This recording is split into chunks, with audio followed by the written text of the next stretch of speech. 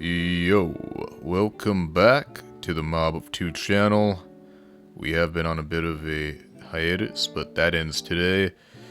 It is going to be a Mob of One video today, but Andrew will be back soon, and we have some pretty cool stuff planned for everyone. But yeah, we're starting to gain some traction on the channel, so we definitely want to get back to it. But for today, I figured I would talk about something that Andrew isn't super well versed in, aka Dragon Ball.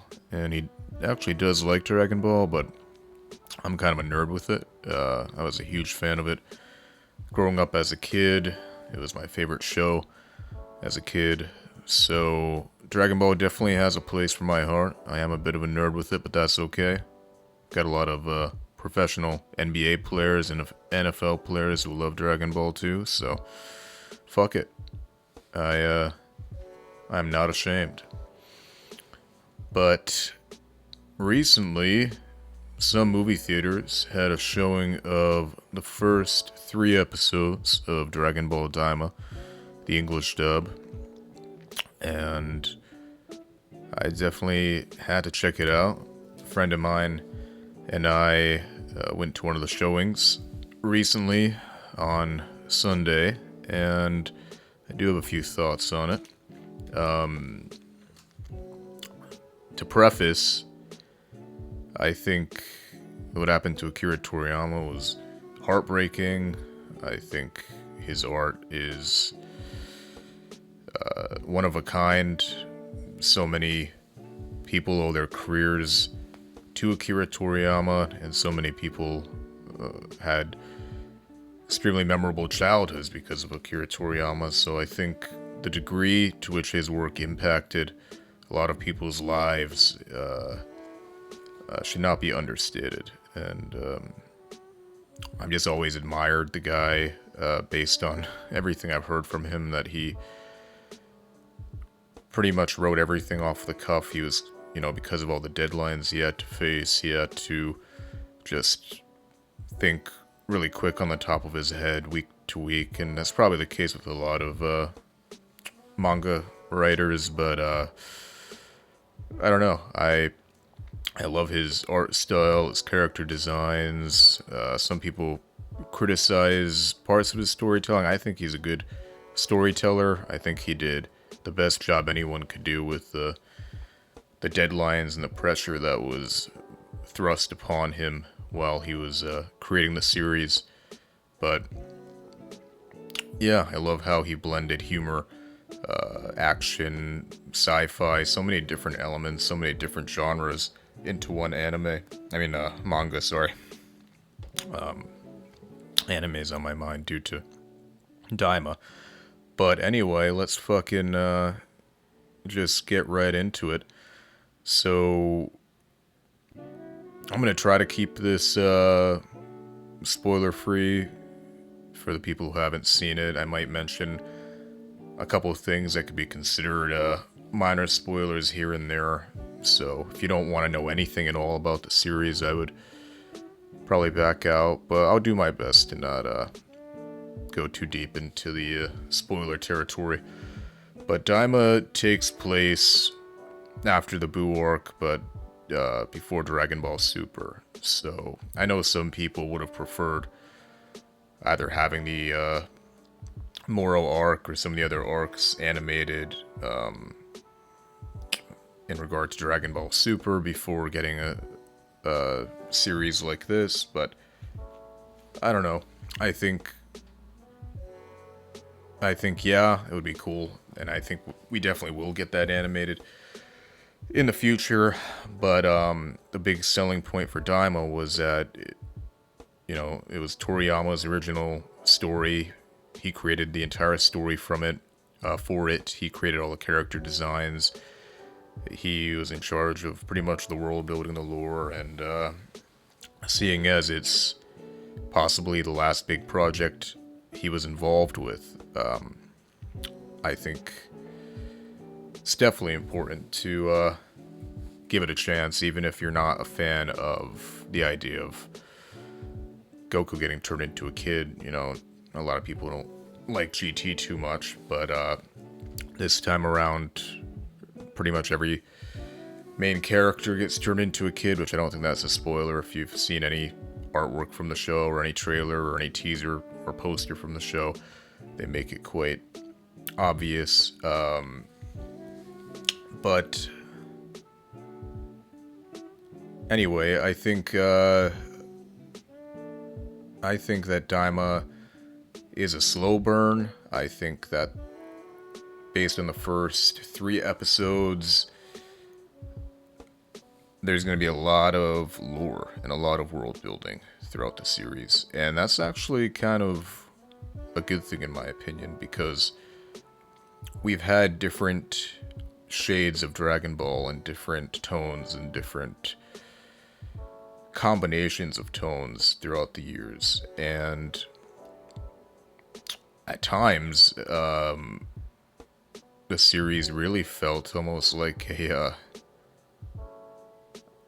like it almost had a tinge of something like Game of Thrones to it in regard to the slow building of lore and communicating certain pieces of information regarding the world that the story takes place in to the audience, which I think is unique. I think it's commendable that Akira Toriyama thought of an idea and thought of a story that hasn't really been done before yet in the Dragon Ball universe. And for that alone, for that fact alone, I think it's worth checking out. I think it's also inspirational as a creative person myself to see someone's last project like that being so unique. Kind of like how David Bowie's final album, which is just that album is so hard to put into a box. It's so hard to label. It's experimental, it's beautiful, it's tragic, it's sad, it's a little funny. That album is just something he hadn't fully done before, the angle he went with that album, and that was David Bowie's last project. And with Toriyama's last project, I feel like it is something we have not fully seen before. Have we seen parts of it before? Yes, we have. We've seen the comedic aspects of it, the silly aspects of it. That kind of harkens back to the original Dragon Ball, which I like because obviously Dragon Ball Z when I was a little kid is what got me into it. But then I remember being very young, and after Dragon Ball Z, reading all the Dragon Ball mangas and watching all the Dragon Ball anime, the original one, which has such a charm to it. It's where the whole story began. It's a lot more lighthearted. As it progresses and gets closer to Z, it gets more violent and the stakes get a bit higher, and it gets a little bit more serious in tone at times. But for a good portion of Dragon Ball, it's silly, it's lighthearted, it's funny, and we do get parts of that in Daima. However, the first 2 episodes really are kind of a slow burn, and then episode 3 is kind of a slow burn to a degree, but then it starts to pick up a little bit. We start to get this sense that what's being put into motion regarding this story is not all that it seems in regard, I'm not going to give too much away, but to a particular character that comes into play, a new character. There's definitely a sense of mystery about that character, kind of a bit of suspicion about that character, and I like that. There has been kind of a degree of that in there was a degree of that in Dragon Ball Z, I guess, with the android arc and the Cell arc. As when that was beginning, there was kind of a air of mystery to it, but this feels even a little bit different than that. It's a very unique sense of mystery and conspiracy, related directly directly related to the lore it's trying to build upon in regard to the demon realm, which we see how it's connected, or how the beginnings of how it's connected to the Majins and even the Namekians, which I think is really interesting to see those two races kind of tied together in a way through the demon realm. But, there's a lot we don't know about the series regarding where it's going to go. Some people think it's basically going to be Toriyama's rewrite of Dragon Ball GT, and who knows if that is going to be the case. But even if it is, I'm more than happy to watch that, and I fully welcome it. I don't think every element of GT is bad.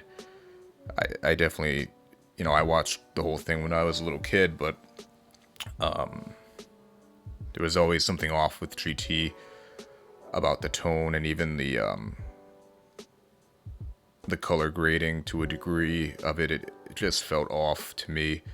Daima doesn't feel off, though. Daima feels like Dragon Ball, but a new shade of it, heading in a new direction. It feels fresh. It feels like something we haven't fully seen before. And for a series that's been going on for as long as it has, it's definitely commendable and admirable. And some people are saying the series is going to at least be 20 episodes. I hope that's true, if not longer. I would love for it to be even longer than that, since the first 3 episodes, like I said, most of that content was building up lore, kind of giving us background information, very slowly moving towards the story, reaching an interesting point. However, not to say that everything in those 3 episodes is not interesting. It's still entertaining. It just doesn't jump right into the story kind of head first with a ton of action and a ton of thrilling aspects to it. It definitely takes its time, but in the long run, I think when the series is viewed as a full piece, I think that's actually going to be one of the strong points of the series. And it's going to be something that kind of sets it apart from other Dragon Ball series. And I don't know, I'm definitely looking forward to seeing where it goes. Some people really want Super Saiyan 4 to make an appearance, with the caveat that he can only use Super Saiyan 4 in the Demon Realm, which explains why he's not able to use it in Dragon Ball Super. That could work if they decide to go that route. The form and character design of Super Saiyan 4 itself is great, but that's mainly because Akira Toriyama designed it himself for GT. GT, he did the character designs, but he didn't do the story, and I think that's why a lot of people aren't too crazy about GT, because it's very noticeable that he didn't create the story for it, but he did do all the character designs. But if they decide to go that route with Super Saiyan 4, I'd be more than happy with that. Some people might complain about rehashing it, but I don't think that's fully valid, because in my opinion, the best Dragon Ball movie is Dragon Ball Super Broly, and they redid the whole character of Broly in that, rehashed it, but they did it in a unique way. They reworked the character, and that movie is great. Great story, great animation. And while we're on the topic of animation, I will say that Daima has the best animation in Dragon Ball, aside from Dragon Ball Super Broly and, the last handful of episodes of Dragon Ball Super, which is definitely saying something, because the animation in both of those projects, not all of Super, obviously, there's some horrible fucking animation in Super, but like I said, the last handful of episodes, the animation is great. So, especially seeing it on the big screen, I'd recommend watching it on the biggest TV you have if you didn't get a chance to see it in the theater. The animation is beautiful. So much work went into it. And as far as the voice cast goes, having the original voice of Kid Goku back was perfect, in my opinion. I'm so happy they got her back. I heard that she did have to audition for the role, again, but I'm glad that they gave it to her. I'm glad that she's back. I watched a video interview with her. She seemed really happy to be back in the role. The voice of Kid Piccolo seemed a bit off to me, but everyone else, the voice acting was great. I think it's a really, really good dub, really strong dub, and yeah, I know some people just always prefer watching anime subbed, but I do like the dub for sure. I haven't gotten a chance to check out the Japanese version of it yet, but if I had one main criticism of this 3-episode showing, like at movie theaters, I would say it should have at least been 4 episodes, in my opinion, because 3 episodes clocks in at under an hour and like 25 minutes or whatever. So I don't know, I still really enjoyed it. Some Dragon Ball fans showed up. I thought my friend and I were going to be the only 2 people in the theater at first, but then more and more people kept coming in. I'd say behind us there were maybe 10 to 15 people, 10 to 15 other people in the theater watching it. So that was pretty cool for just a little showing of the first 3 episodes. But yeah, I think it would have been cool to at least do 4 episodes to maybe get it around the 2-hour mark, just because the story is a slow burn. I haven't seen the 4th episode, but based on how the 3rd went, I'm guessing the 4th really started to pick up steam, and then by the 5th episode, I'm sure the story is pretty interesting, and there's a lot more action. Not that action is the only thing I care about in Dragon Ball. I actually prefer a good story, and I like the humor in Dragon Ball. I like everything kind of mixed together and balanced, which is why I think this series is really promising. But to anyone on the fence about Dragon Ball Daima, I would recommend stop being a pussy and just fucking watch it and see for yourself. Excuse me. I've seen people complain about just the teaser trailer or the regular trailer, saying they're on the fence about watching it. If you're a Dragon Ball fan, I don't know, at least watch the first episode.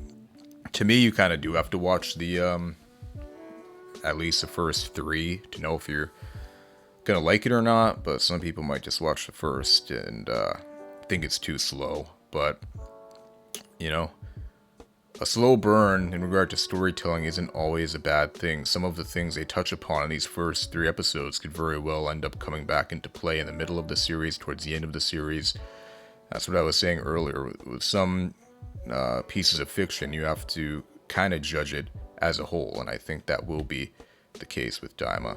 However, amazing animation, great voice dub, an interesting plot, good humor. I think not jumping right into the action and not jumping right into the thrilling aspects that are usually found in Dragon Ball is not that big of a deal. It's refreshing to have a breath of fresh air into the franchise. It's really inspirational to see that this was entirely overseen by Toriyama as his last big project, and he's still bringing such an immense amount of creativity and innovation to the series. I definitely recommend you check it out. I'm looking forward to watching the next few episodes that they came out with, and obviously the rest of the entire series. And yeah, rest in peace, Akira Toriyama. Thank you for all of the magnificent work you brought to the world. You've influenced so many people, changed a lot of people's lives, made a lot of people's childhoods extremely memorable and fun, and I'm glad that for the most part people are really enjoying Daima. I know, like I said earlier, there's some people who are being pessimistic about it, but a lot of people are really loving it and they're enjoying it and they're having a great time with the kind of new flavor added to Dragon Ball while still incorporating a lot of the things that makes it great. So yeah, and that's about all I have to say about Dragon Ball Daima. I might upload 1 or 2 more videos after this one until Andrew is back into the mob of two, and we can record our top secret videos together. But I hope you all have a great weekend. I hope you're all doing well. We appreciate any and all support. Feel free to like and subscribe, and also comment and let us know what you thought about Dragon Ball Daima, if you checked it out or if you're planning on checking it out. And let us know what your favorite Dragon Ball series is. Is it Dragon Ball, Dragon Ball Z, Dragon Ball Super, Dragon Ball GT, or maybe it is Dragon Ball Daima? I mean, only a few episodes have come out, so that might be a little weird if that's already your favorite. But feel free to let us know. And until then, Godspeed and arrivederci.